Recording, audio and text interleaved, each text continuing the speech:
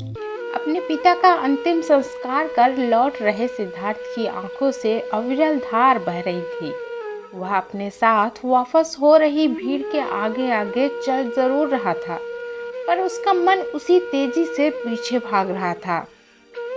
साथी उसके कंधे पर हाथ रखकर सांत्वना दे रहे थे, पर वह जानता था कि ये आंसू दरअसल उसके मन में चल रहे प्रायश्चित के आंसू भी हैं।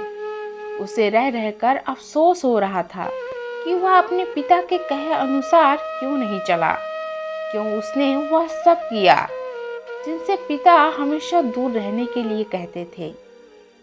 बेचैन मन लिए वह जैसे तैसे थक के कदमों से घर पहुंचा, पर अब उसे कोई कुछ बोलने वाला नहीं था।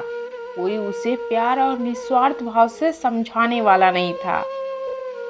वह एकांत में जाकर फिर फूट फूट कर रोने लगा। उसे लग रहा था कि हो ना हो उसका विजातीय विवाह ही पिता की मृत्यु का कारण बना है।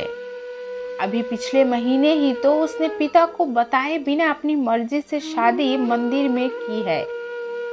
एक बार भी उसने पलटकर पिताजी का आशीर्वाद लेना उचित नहीं समझा और शहर से बाहर चला गया, बिना यह सोचे कि उसके बगैर माता पिताजी का क्या हाल होगा।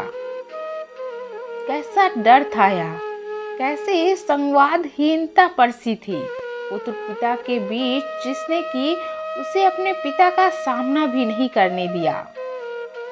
काश वह एक बार अपने मन की बात पिता से कहता। पिताजी तो उससे कितना प्यार करते थे, और माँ भी। माँ से ही बता देता। शायद नहीं, पक्के से पिताजी उसकी शादी मनोरमा से ही कर देते। वो तो जात पात मानते ही नहीं थे। क्या वो अपने इकलौते पुत्र को भी यह बात नहीं मानते? जरूर मानते। उसने ही गलती की जिसकी इतनी बड़ी सजा उसे मिली है। अब वह माफी मांगे तो भी किससे मांगे? क्या समय लौट कर आ सकता है? तभी मनोरमा की मार्मिक आवाज से सिद्धार्थ की तंद्रा टूटी। वह कह रही थी कि अपने आप को संभालो सिद्धार्थ, अब माँ जी को देखो, उनका रो रो कर बुरा हाल हो रहा है, बार बार अचेत हो रही हैं। मैंने डॉक्टर अंकल को फोन कर दिया है, वो आते ही होंगे। अब चलो भी। कब तक माँ का सामना नहीं करोगे? माँ ने हमें माफ कर दिया है, मुझे बेटी कहकर गले लगाया है। अब से मैं उनकी ही देखभाल करूंगी। आप जरा भी चिंता ना करें और माँ से मिल लें। मनोरमा की बातों से सिद्धार्थ थोड़ा संभला। खुद को संयत कर वह माँ के कमरे में उनसे लिपट कर रोने लगा। तीसरे दिन सिद्धार्थ ने जब पिताजी की अलमारी खोली तो उसमें से एक खत मिला, जिसके ऊपर लिखा था, प्रिय बेटे सिद्धार्थ। थरथराते हाथों से सिद्धार्थ ने चिट्ठी खोली।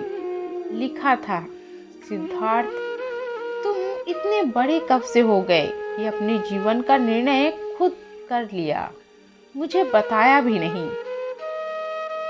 एक बार मुझसे अपनी माँ से कहकर तो देखते, कितनी धूमधाम से करते हम तुम्हारी शादी।